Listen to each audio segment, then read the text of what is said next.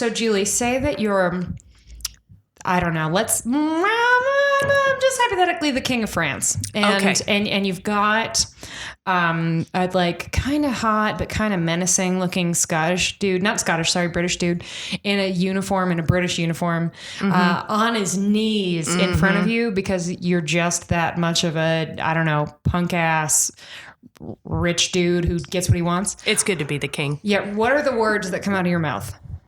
Oh, Doyle rules. Yes. Oh, Doyle rules. Oh, Doyle rules. Oh, Doyle rules. I really shouldn't be yelling. We're in Julie's apartment. Hey, welcome to Podlander Drunkcast and Out Canada Podlast. Oh my God, that isn't even our name.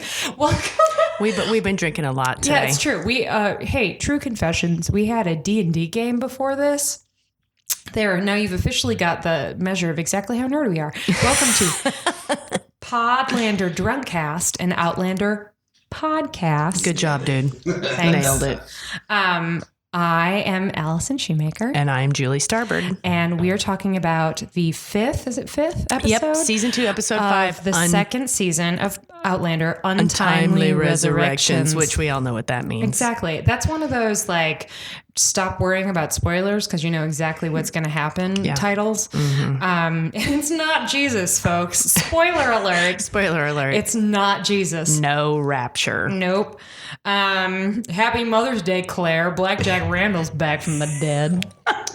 Not great. So I thought this was a really great episode. Julie, what did you think?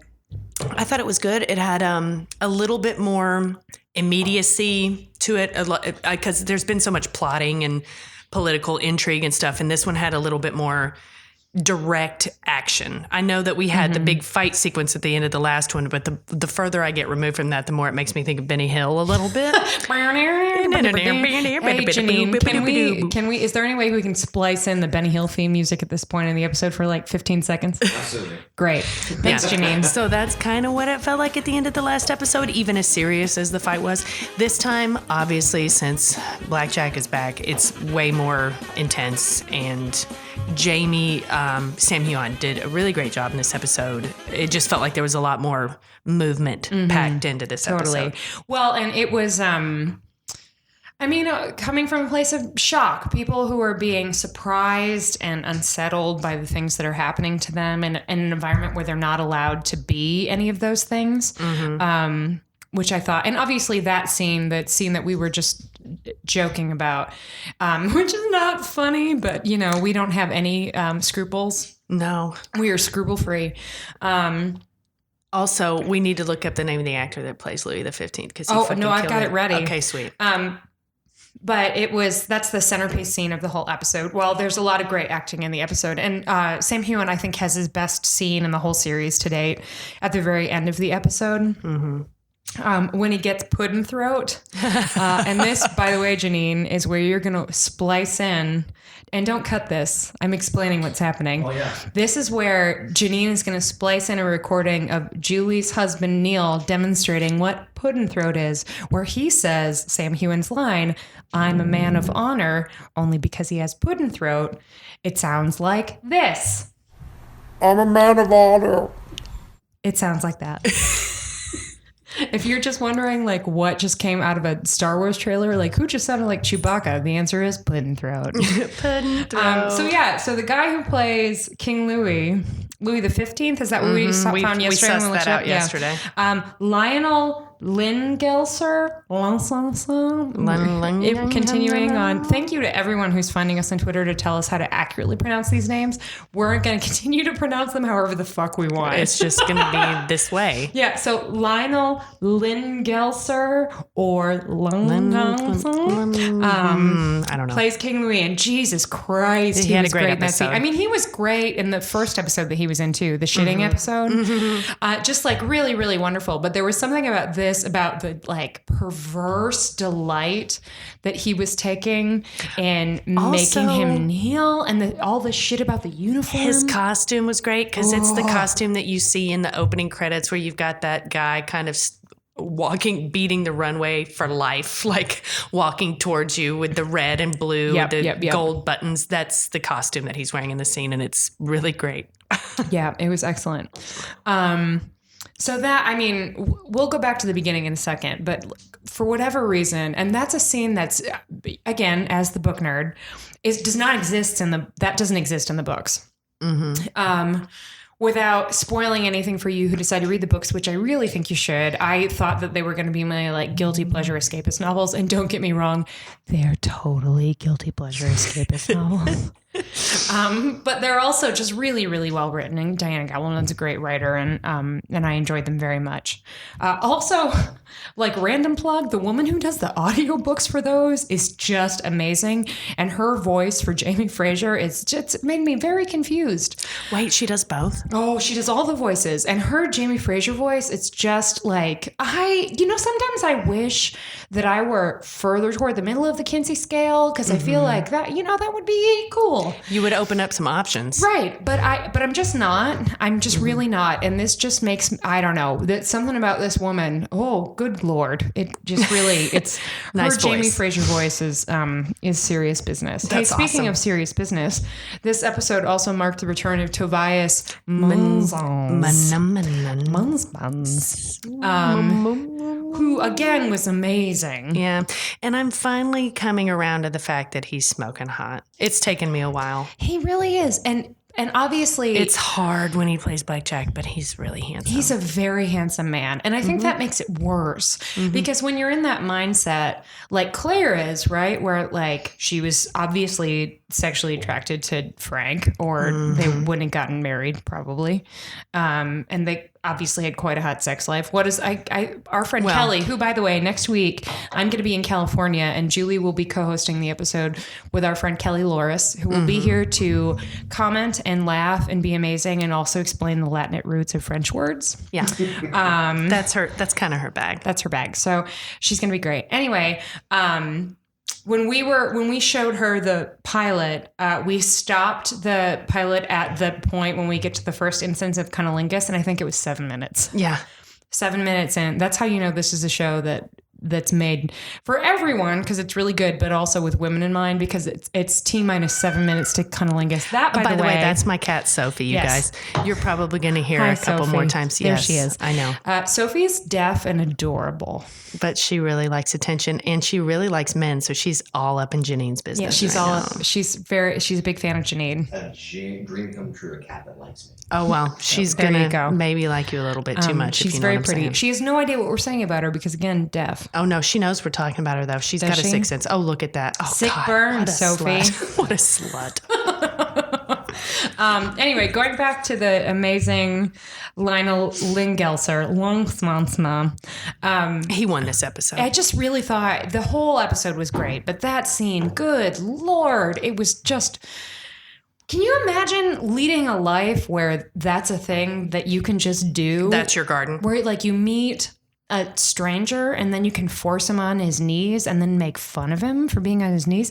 I didn't feel bad for him exactly because, again, this is Blackjack Randall, but that was intense. It was really well done. I would like to tip my hat to both Jamie Fraser and Sam Heughan, who made Jamie a much better liar than Claire, which is also true in the books. But Claire is like obviously having a conniption and like cannot deal. And Jamie shows up. It's like, oh, hey, rapist. How's it going? How you doing? Everything's fine. Here's my courtly bow as I challenge you to a duel. Mm-hmm. Just really, really good. So going back to the beginning, what else happens this episode? I don't really remember much about the beginning. I remember that they give you the little feeding thing where they, like last time where they showed you that the carriage was going to get fucked with. Mm-hmm. This time it was a horse with a fleur-de-lis on it. So we're like, oh, the king will probably be involved somehow.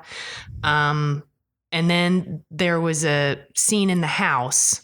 Well, Jamie gets out of the Bastille. From the Bastille.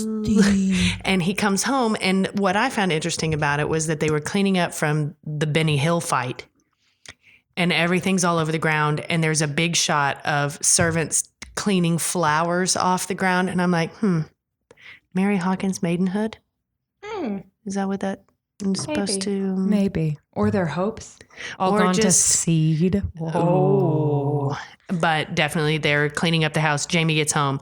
He has a long conversation with Claire, who is wearing another amazing house robe. Mm-hmm. Well, Fergus is sleeping on the settee. And they get to have like a paternal and maternal moment with little Fergus. That's very sweet. And in that scene, the only thing that I really remember, they're doing a little bit of plotting about what happened and who's in jail and Alex Randall and all that stuff. But I remember that Jamie specifically mentions the smell of a French prison. And I just wondered, you guys, why don't you just respond to us and tell us what you think a French prison would smell like? Please do. Le de France prison. Sophie, God. Okay. Le de Bastille. Bastille. All right. So we also find out right now that La Dame Blanche Oh, yeah. is a story that Jamie made up in the whorehouse. And now everybody thinks that his wife is a witch. I have to say this again, sorry, book talk, much funnier in the books. And Claire finds it kind of funny in the books.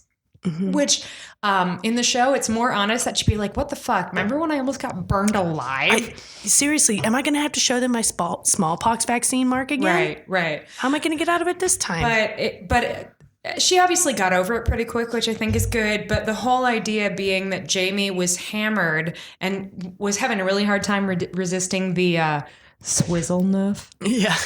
And so he was like, no, I can't cheat on my wife because she's La Dame Blanche, which is like presumably a legend, local legend, French legend, I don't know, world legend, world's greatest. It's Kanye West, basically. And so he said, no, I can't cheat on my wife. She's a witch. She'll make my dick fall off, basically. That's great. Yeah. But I mean, it worked. And then it stopped her from getting raped and Mary from getting, I guess, more raped. Yeah. Extra raped. Extra super duper raped. Hey, that's another scene that happens. Claire goes to see Mary. I thought that was a really great scene. Mm-hmm. And this is, again, like a silly, simple thing, but that makeup on her. Oh, yeah. Oh, really awful. We did find out that the pregnancy belly was a prosthetic. Oh, yeah. Going back to last episode, based on the Outlander costume Twitter feed, which I'll look up the exact address of now, but it's really great. Terry Dressbach has 2 Twitter accounts. One is just for her. She started a second one so that she wouldn't have to have her entire Twitter feed just be about Outlander costumes, which makes sense. But I think it's like Outlander costume minus the E on the end. I'm going to find it right now. But I was, yes, it's Outlander costume. So costume, like without an E. But I was sort of cruising through that. She answers lots and lots of phone questions and fan questions. And she verified that the pregnancy belly is prosthetic. So that crazy, amazing pregnancy belly is a makeup job, which I think is incredible. Great. So the same people responsible for that were responsible for Mary Hawkins' face makeup. And presumably for Jamie's back scars, which also makeup. Mm-hmm. Easy to forget. Mm-hmm. Every time I see the back of one of his vests and it's stitched up the back, I'm like, oh, yeah. That's them making us remember his back scars. I'd never thought about that. Oh, yeah. Because the vests don't need to be stitched up the back, right? Don't. But it's stitched up like a corset, which, first of all, is reminding us that he is essentially our maiden, our like virginal princess, right? That was Sophie's fault. That like thunderous thing you just heard. But also always makes me think of the scars on his back, which I think is amazing. I'd never noticed it before, but now when I think about it, I wonder if it was because they didn't have to take 2 little puny Frenchman vests and put them together in order to equal Jamie's broad ass back. In order to, well, no, he had stitching up the back last year too, but still, I wonder how many Frenchmen make one Jamie Fraser. At least 2. At least 2. Mm-hmm. I mean, based on the size of King Louis. Le Roi. So we also find out that, then we have a scene with Murtaugh, a Pamplemousse, who is distraught that he was unable to protect Claire and Mary in the alley and really is very upset. So Jamie says, I just need you to find out who these guys are. I need you to hang out at the horror house some more and find out who these guys are. And is this where he knows the name of the group of people? Like, did Duvernay tell him about the Les I think it's Duvernay. Yeah. Told him about this group of fucking douchebag rich guys that like to just fucking put masks on and go through the streets of Paris and assault people. And the price they pay for getting into the gang is a maidenhead, as they say in the fake Scottish accent. But again, cheers to our beloved Pamplemousse. He really kicked the shit out of that scene. Yeah, and he was very upset and wanted to like quit working. And what was it? What is it? I have a quote from him, a line that I really liked. I'm not going to try to do it in a Scottish accent because it'd just be horrible. But I will lay just vengeance at your feet or be damned. Bless the show for making lines like that possible. It's pretty good. Thank you, Duncan Lacroix. Our beloved Pamplemousse. All right. And then does our Bonnie Prince douche show up at the house after that, or are they somewhere else? Because remember he shows up like a rhinestone cowboy with all this shit all over I think that maybe he is a rhinestone cowboy. I think that might be Jamie's office. But he does come to the house because remember he's like, bring me your finest burgundy. No, but he would have the office too because remember Jamie's a wine merchant. I think that might be the office because people are coming in and talking about shipments and shit. There's barrels and I think shit. that's the office. Also, and the show makes this pretty clear, but it's more explicit in the books. He has zero interest in Claire, like some pretty pronounced distaste for Claire, which if you need another reason to not like Bonnie Prince Charlie, there's another. Mark me. This guy sucks. Mark me. Oh God, He that sucks. actor. Who is that actor? Because he's really doing an amazing job. His name is Delusional Popinjay. No, let me find him. Andrew Gower. So mad props to Andrew Gower. We talk a hot mess about your character, and we just Which want you means to know you're doing a really good you're job. fucking killing it. Yeah. Because God, I just want to murder Oh, him. he's just the worst. Hey, and cheers to everybody who keeps saying other people who are the worst. It's true. There are so many people who are the worst. There are lots and lots and lots of people. Dean on Gilmore Girls, to the person who said Dean on Gilmore Girls, you were absolutely right. Dean on Gilmore Girls is the worst.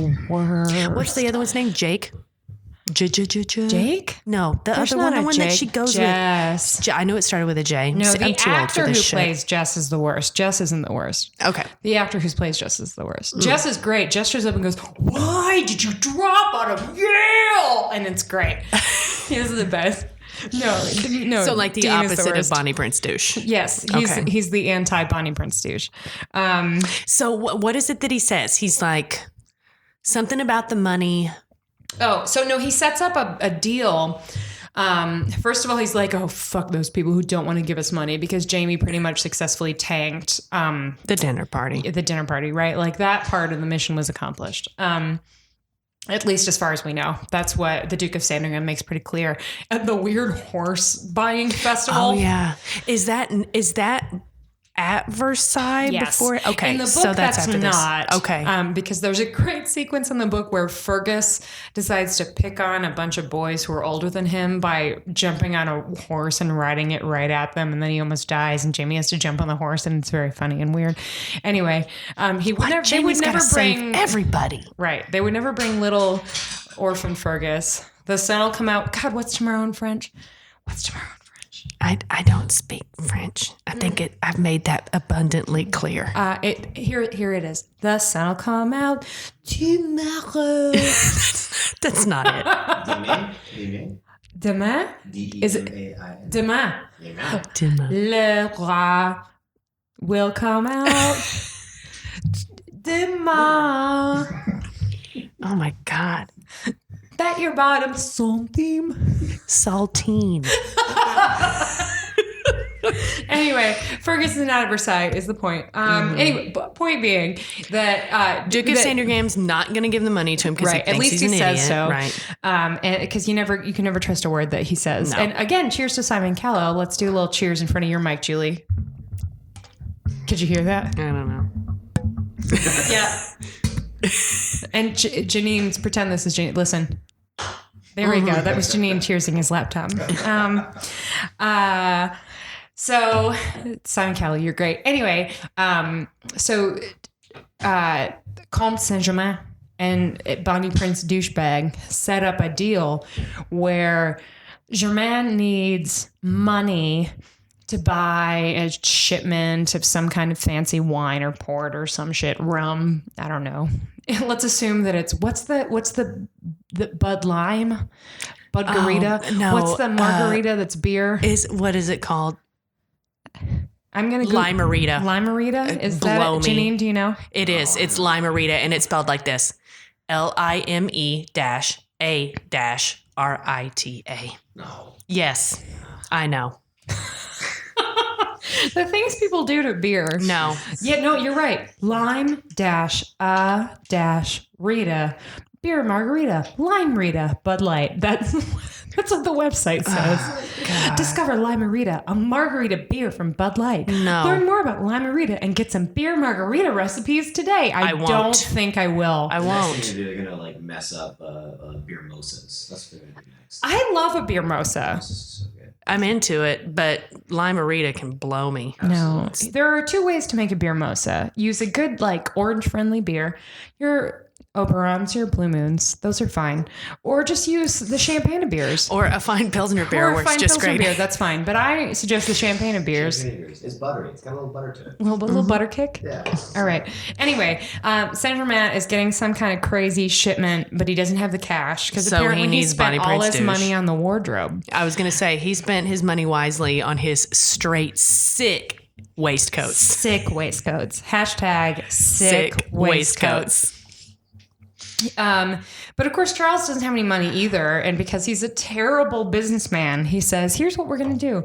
I'm going to get a loan to finance your purchase, and then we'll split it, which doesn't make any sense. But that's the thing. And then he says, by the way, you, Jamie Fraser, are going to be the person who handles this for me because I am a fake prince and I'm used to getting what I want. And also, you know, I answer to God, so I've got more important things to do. God thinks you should sell this alcohol for me. Ugh. So that In fact, he actually, when he tells Jamie that he's going to do it, he says, points. do not plague me with workman's concerns. I forgot about that. Yeah. Oh. Do not plague me with workman's concerns. I'm going to need all 7 of our listeners to find a way to work that into your day sometime next week and then tweet at us about how you got the sentence, do not plague me with workman's concerns into your just regular Hey, life. speaking of all 7 of our listeners, to the people that we don't know personally, and there are several of you, thank you so much for listening. And please tell your friends. We think we're pretty funny. If you're ever in Chicago, we owe you a beer. We will take you out for a beer. Beer mosa. Yeah, a beer mosa. Or a fine Pilsner beer. Whatever you want. We'll take you out for a beer because it's really nice that you're listening to the show when nobody knows shit about us. So thank you.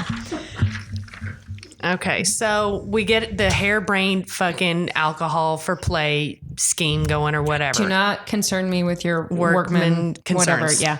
And then, so Jamie's like, great. Not only do I get to try and tank him this way, but I get to hang out with Saint Germain, who I want to bust his face in.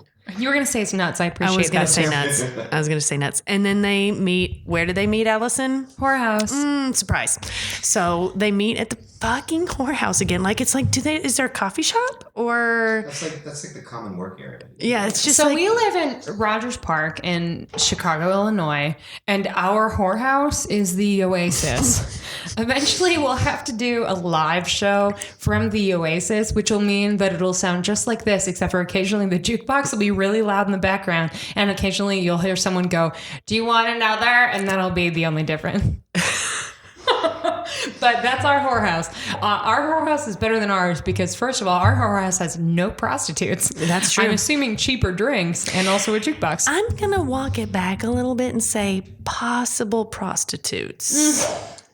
That was the sound of me laughing so hard that my headphones hit the microphone. And the reason why she laughed so hard is because she saw the truth in my statement. That's true, I did. Probably maybe once or twice in the years. But the Oasis is great. Church of the Oasis. The Oasis is great. So they're at their meeting house. They're at, what's the name of the coffee shop in Friends? The Perfect Cup or some shit? The Central Perk. Central Perk. They're at Central Perk. Puns. They're at Central Perky Nipples. Oh, God. And then this line comes out, and I loved everything about it. So it's very clear that Jamie and Sir Germer do not like each other for 1 second. Oh, they also don't ever speak in the same language once. Yeah, like Germain isn't even trying with the English. He's like, fuck you, asshole. And they have this really tense conversation. And Jamie says something about, you may remember my wife or something. And Comte Saint-Germain goes, my memory never fails. And I thought to myself, and neither do my outfits. I mean, he really does. He always looks sickening. Good. Sickening. Let's get sickening. So they have this really tense scene, and we know that they don't like each other and they really aren't going to deal with each other. But Jamie is like happy to be a little bit closer to him, to learn things about him, and maybe find out about these douchebag, what are they called again? Les douciplés. These doucheball mask guys that go around fucking with people. Okay, so that happens. And then are we at Versailles? Yes, then we're at Versailles. Okay, so sweet. It opens with an overhead shot of these amazing beautiful gardens. It's incredibly we were watching beautiful. Together yesterday, and like the beautiful Cape last week, it went to that overhead shot, and I just went, oh, shit. It was just gorgeous. And there were like 3 of them in a row. It was like 3 different perspective shots. Here's a question for those in television production. How did they do Versailles? It was prosthetics. It was attached. It was attached to her boobs and her stomach. How did they do it though? I mean, obviously it's not the Louvre, so they can't like go in and like take over downtown Paris. But like, where did they? I'm assuming it's some kind of CGI something. Anyway, it was amazing. It was beautiful. And there's all these great extras walking around, and all their costumes are on point. And then Claire shows up in this dress. The costume for this costume was great. And this costume was a very particular fabric. It's this brown fabric with like floral splashes over it, but not like all over it. And I remembered reading a interview with Terry Dresbach. I think it was on The Muse. Yes, about how she found that fabric in the basement of a fabric store. And when she saw it, she thought of like a couch or something. I can't remember exactly what the story was, but she was like, I must have it. And then she made this amazing dress out of it. It's just beautiful. And this yellow underskirt and this beautiful hat. Sophie. It's just really, really beautiful, and understandably has been in a lot of promo images for the show to date. So even if you didn't see the episode, I don't know why you're listening if you haven't seen the episode, but right. But it's a really beautiful dress. So they're strolling around, and isn't it a cut sequence here where Jamie is with the Duke of Sandringham looking at horse flesh? Yeah. Trying to tell him what's a good deal because you're such a good judge of horse flesh and not of men. Right. Thank you, Duke of Sandringham. That's another. Let's add that to another list of things that Jamie is extra good at. Number 1, flicking the bean. Number 2, taking some abuse. Number 3, speaking French. Number 4, playing chess. Speaking many languages. Playing chess, and then judging horse flesh. Oh, also sword fighting. He's just diplomacy. What's he not good at? Sailing. He's not good at not being seasick. Yeah, he's not good at that. Okay. He would probably be an excellent seaman if he didn't get seasick. I'm fucking 12. Yeah, it's all right. That's what happens when you've had as many beers as we have had. All right, so we go through the whole horseflesh scene, which is great. And it's intercut with Claire wandering the estate with Annalise de Marillac, if you remember. Looks really low rent.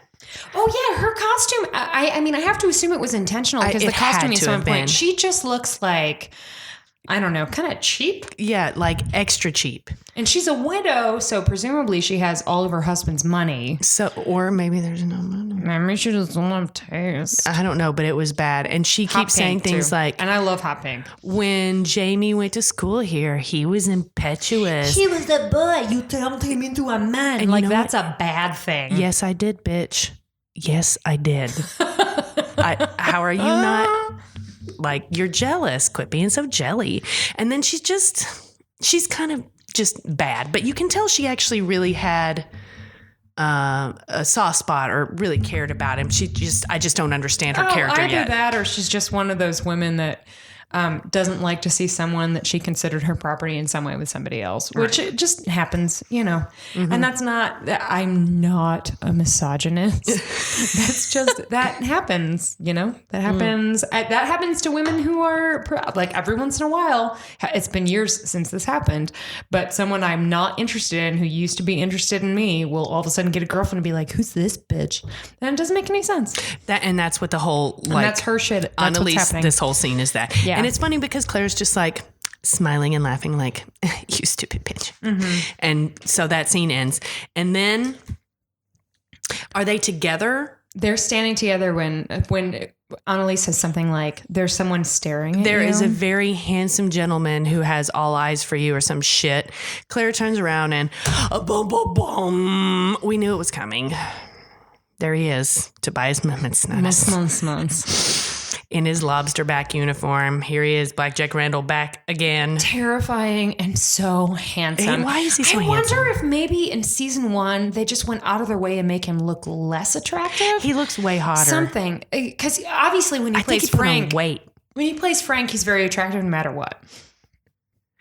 Some of it's the hair. No, some of it's the hair. You go back and watch the early season 1 I don't like shit. the stringy hair. That's true.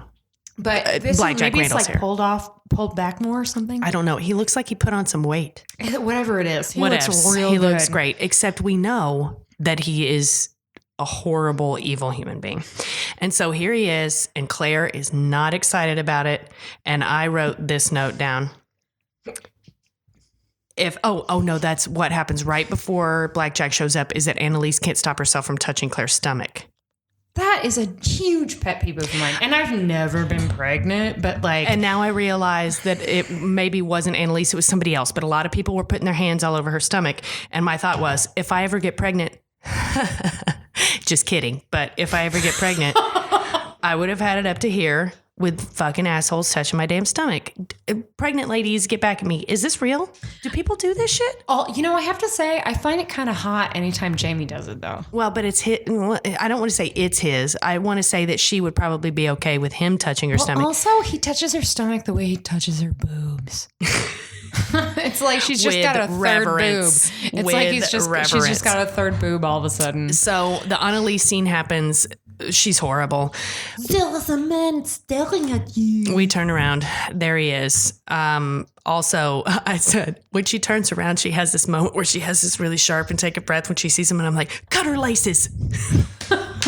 Yeah, it really looks like she's about to pass out. And she doesn't, which that's great. But she, ooh. Yeah. But she's upset. I mean, duh.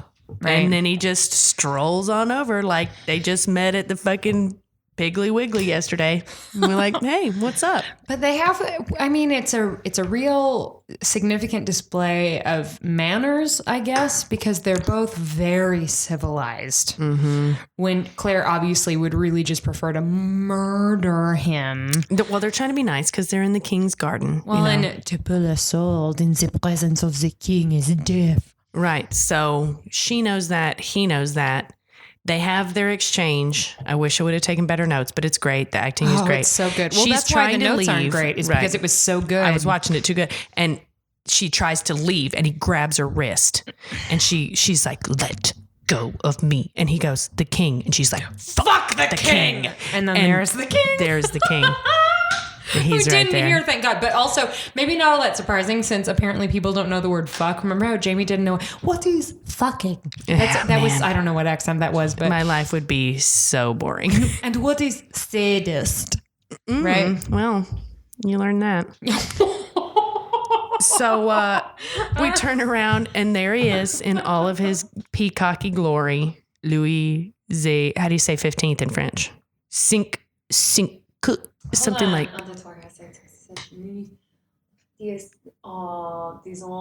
No, I can't fucking remember. I'm really sorry, Madam 50 Ellington. In Spanish, in Espanol is 50. I'm disappointing my French teacher. Es muy bueno. Porque francés no bueno. Disons.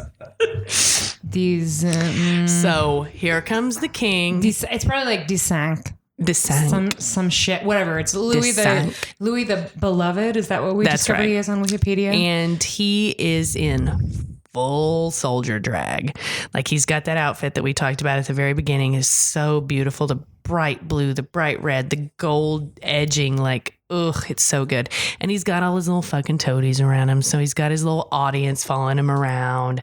And he introduces him. He says hello to Claire, and he's very nice to Claire. It is Louis the Beloved. Louis le bien aimé. Aimé, the good friend, the good buddy. Aimé. Louis the good buddy.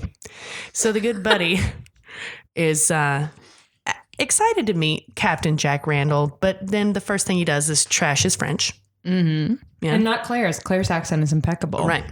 And then I don't remember exactly how the situation goes. What is it that he needs to get on his knees for who?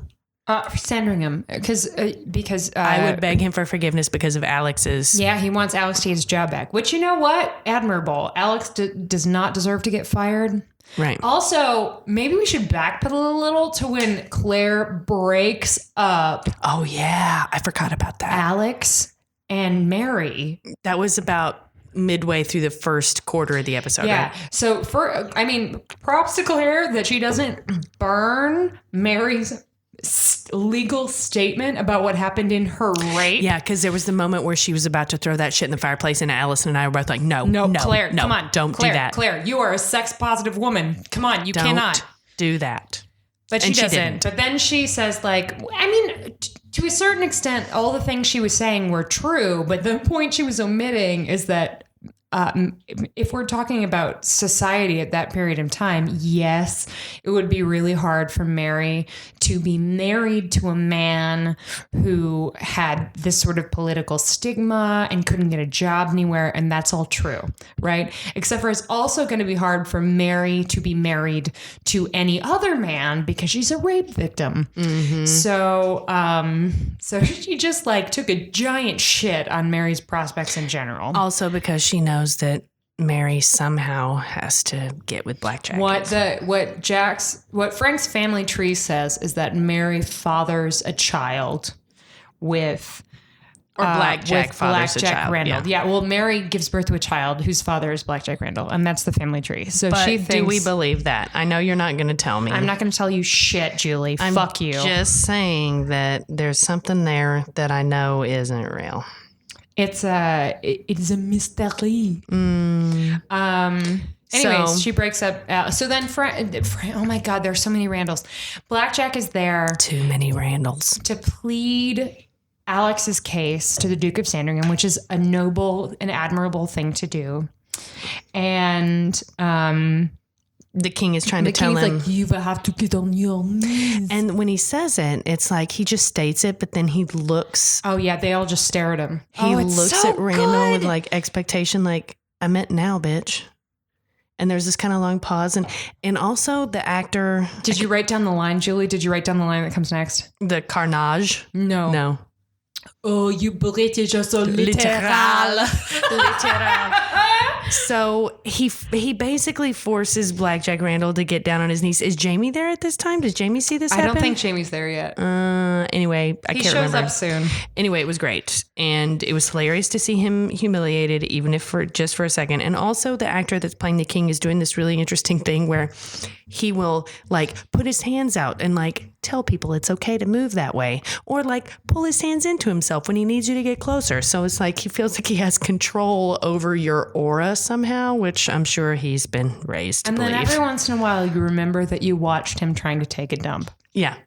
So he gets Blackjack Randall to take a knee, and that's pretty awesome. And then Jamie shows up and he is acting. He gets an Oscar because he is keeping it tight and right. He is not freaking out. He's being polite and civil. They have a conversation. I really think he was standing there when they made him get on his knees. Maybe. Whichever the case, both Jamie Fraser and Sam Heughan deserve mad props. Yeah, because they were it was doing good. So tense and awful. And Claire is not doing well. No. Well, Claire, it's sort of in the show. It's definitely in the books that Claire is a terrible liar. Mm-hmm. And that it's not because she's dumb at all. It's because all of her emotions show on her face. And I think that the person who I've had several people contact me on the internet to tell me that Balf's name is pronounced Katrina. And I don't care. Yeah, it's just going to be Balf.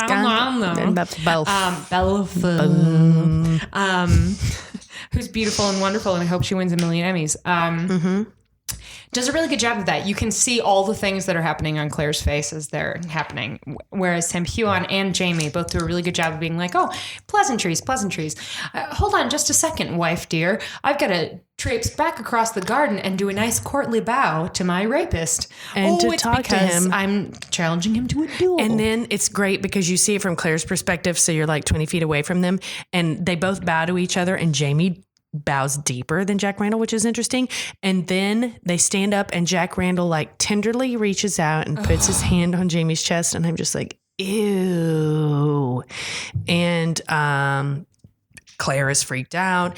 Jamie comes back and he's like, I challenge that bitch to a duel. And of course, Claire is not about this because at this time in France's history, dueling was outlawed.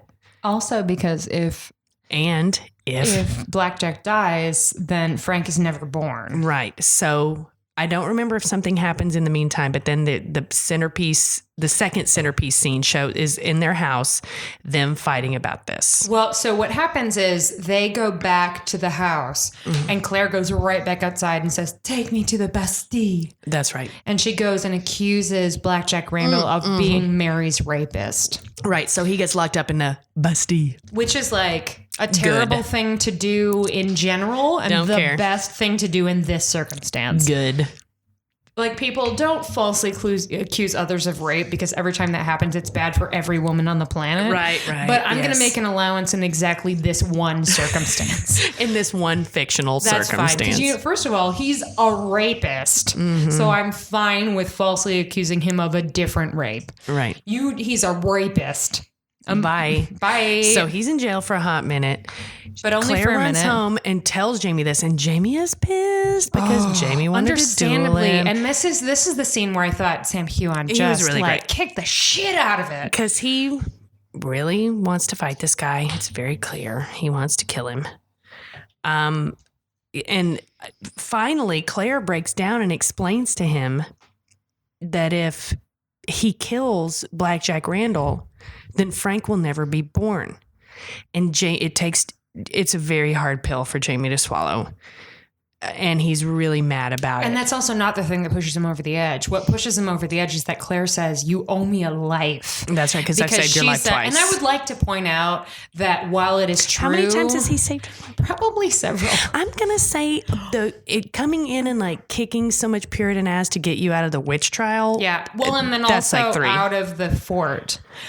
But 2. If we're also counting things before when she saved his life twice from Blackjack Randall and then at the Abbey, then we go to at the very beginning. Okay, exactly. Claire. And that's twice too, because they were going to try to put his arm back in the wrong way, and then he would have died of shock. And then he falls off the horse, and she fixes his wound so that they get back safe again. So they've each saved each other's lives like 4 times. But what matters is that she says, you owe me a debt, and he says, I pay my debts. So then he has to, and he has to say no to the duel, and he is mad about it. And understandably, like, we do not live in a society where that's a thing that happens nowadays. But imagine if somehow you were a rape victim and your significant other told you that you had to, for example, keep him out of jail or something. Obviously, the stakes are completely different, but not do the thing that was going to make your life feel more right because of your ex. Right. And he has that great moment where he points his sword at her and he says, you'll have to choose. It's him or me. So and of course, we know that is the end game here, right? Eventually, somehow, that's the way it's going to shake out. Well, and that's a good transition point to the other thing. We watched this episode with Julie's husband, Neil, who, by the way, is the voice of Puddin' Voice that you heard before. And he raised a point that I would never raise because, again, I've read the books, which is what, Julie? I don't remember. Oh, yeah. So remember when we saw Kat touch a dick rock, and come back into the future. Claire. Whatevs. And she wakes up and she's obviously the Battle of Culloden is just about to happen or whatever. What year is it? And she doesn't look pregnant.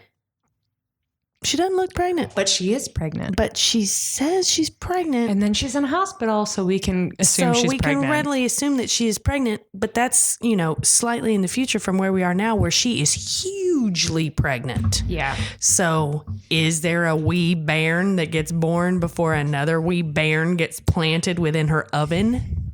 There's like a Maltese Falcon baby issue. Yeah. There's like a magical hopping baby. There's a question about the baby. There's the thing about the baby. The thing about the baby is... The baby with the bathwater? She is not showing, so she's obviously already had the one that we're watching her be pregnant and having all these assholes touch her stomach. She's obviously already been pregnant once. Yes. Now, whether or not this baby lives, who knows? And I actually was like, Jack Randall's going to punch her in the stomach again. And I said, no, which I'm really sorry to spoil all of that for you, but I just couldn't take it. Yeah. Like, Jack Randall is the worst, and I'm going to assume he's not above punching a pregnant woman in the stomach. But here, spoiler alert, Black Jack Randall does not punch a pregnant Claire Fraser in the stomach. I wouldn't put it past him, though. But it doesn't happen, and I will just say that Julie suggested that, and I just screamed, no, that's not what happens. Okay, so that's not what happens. That is not what happens. Maybe something else happens to the wee, not yet born Fraser. Bairn, the wee bairn. Yeah. All right. Anyway, there's obviously it's becoming more and more clear that there is something that happens. I think that it is safe to assume that the baby in the future is not the baby in the past. Right. Do you think that's a fair assumption? Yeah, because she's so hugely pregnant right now in France that the Battle of Culloden doesn't happen for another couple of years. So if she is actually pregnant again and not showing, it's a separate pregnancy. Mm-hmm. Yeah. So that's pretty much the end of the episode. She banishes Myrta from the room. So we'll do our scales. Okay. So costumes on a scale of, I want you all to know that we don't plan any of these ahead of time. So I'm going to say on a scale of 2.5 men to Pippi Longstocking. Lord. No. Let's go with Willy Wonka and the Chocolate Factory. That's really good. Yeah. I'm going to take it a step up because of Louis. I'm going to take it straight to Dangerous Liaisons. Okay. So on a scale of 2.5 men to Dangerous Liaisons, where are we? Dangerous Liaisons. No, it's really great, right? Yeah, it's amazing. My favorite moment, this isn't a thing that came up, but the scene where Charles shows up at Jamie's work or wherever it is that he shows up, Julie yelled involuntarily, "Sparkle Pockets!" And I leaned back so that I could slightly yell that. Yeah, he was a rhinestone cowboy. We got to see that. We got to see the Comte Saint Germain be so awesome. We got to see the brown dress. We got to see Louis. Hashtag Sparkle Pockets. Hashtag Sparkle fucking rhinestone cowboy. Sparkle Pockets. What an asshole. All right. So going to our drink. No, I guess the drink matrix should be last. So the fucking matrix. On a scale of, what's the least sexy thing I can think of? Schindler's List. Ooh. Woof. To Basic Instinct. Where are we on the bone matrix? Well, I don't necessarily find Basic Instinct very bone worthy. Well, but there's a lot of sex in it. That's true. Well, there's 9.5 weeks. Is that better? Yes. Okay. There's no sex in this episode. And there is a lot of married people fighting. Yeah. So I'm going to give it like person confronting their rapist. And there's Mary in her bruised mouth. Ooh, well, maybe the accused. Oh, I did it again. I bought my headphones on the microphone again. Maybe the accused. Oh, the accused. Yeah. I mean, I'm not even going to make that joke. Nope. Thanks. Mm-hmm. Oh, boy. I'm letting that one go. Oh, it's really awful. Hey, Rosie Day, that's her name. The woman who's playing Mary Hawkins. Oh, yeah. Cheers, because, God, she's really good in that scene. She's doing a great job. It's really awful in the fact that... Her stutter is very good, too. Yeah, I agree. Mm-hmm. All right, so last, on a scale of how often you can get up to get drinks, let's say from Ken Burns' baseball... to we did Speed last time. Oh my God. To The Matrix, the first one, not the sequels. Okay. I'm going to call this one somewhere in the middle. Oh, I see. I think it was pretty suspenseful. I think that the second half of the episode was pretty suspenseful. So maybe if we divide it. So the first half is what, like an episode of Girls? Yeah, you could get up whenever you want. Right. And then the second half is what? The second half is like the last 40 minutes of Independence Day? I don't even, maybe. Welcome to Earth. I'm going to say if I had knowledge of this episode before I watched it, I would definitely just take 2 beers with me into the room. Like I said a couple of weeks ago, you might have a chance to get up and get a third if you wanted one. I don't know if you're going to be like glued to the screen until the actual fight, Claire and Jamie's fight starts. Mm-hmm. Oh no, Jack Randall. That's when you get glued to the screen. I guess that's true. But that's like the last 20 minutes of the episode. Yeah. So, okay.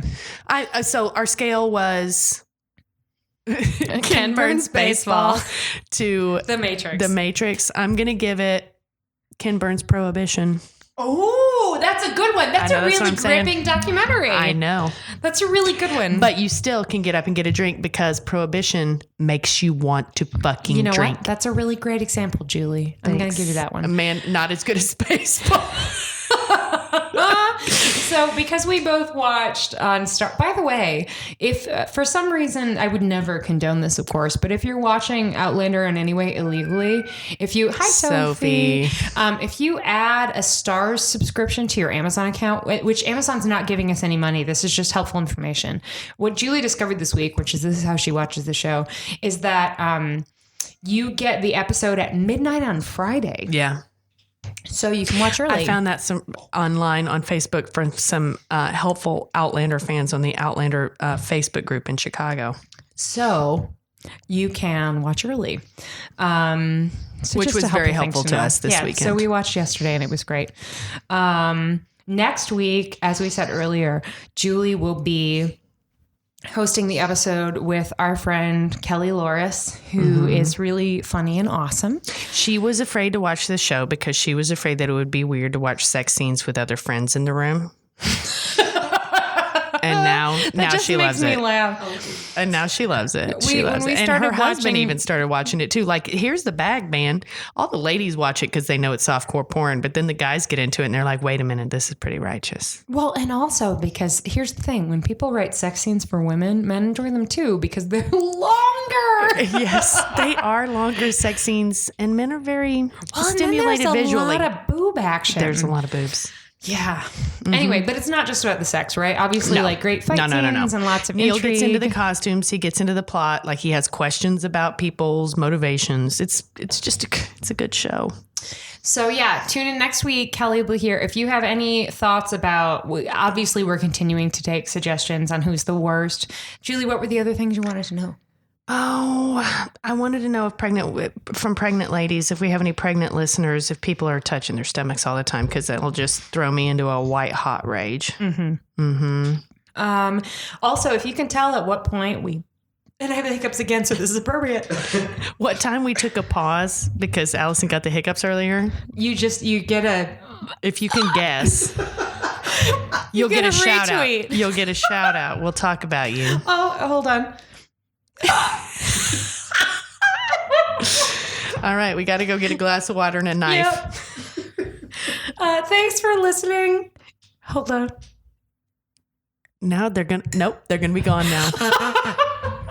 It's like the first time I ever had the hiccups when I was dating Neil, and he looked me dead in the eye and goes, "I'll give you $1,000 if you hiccup right now." They were gone. Asshole. Never worked again because I knew he wasn't good for it. Oh, and I just hiccuped again. Anyway, thanks for listening. I'm Allison. That's Julie. That's Janine. Hey. And we'll be back next week. Thanks. Bye. Oh shit. We JK. forgot something. Welcome back. My hiccups are gone. We forgot something extra serious. Very serious. So today, in the middle of our D&D campaign, I finally convinced Julie to join Twitter. And the way it worked is I just asked her for information, then signed up without her permission. So if you want to get at me, it's Julie Starbee. STARBEE. So JULIESTARBEE. I'm being dragged kicking and screaming into this future that I don't support. She's already got 4 followers and she's literally done jack shit. And I won't. So you can follow me at Allison Shoe, Allison with 2 L's and an I, Shoe, like the thing you wear on your foot. You can follow Julie at Julie Starby. And then you can follow us together at Podlander Cast, which is only our name because Podlander Drunkcast was too long. And also, please don't confuse us with the other Podlander, which is a podcast about the Highlander, because there can be only be one. Thanks. We'll talk to you later. Bye.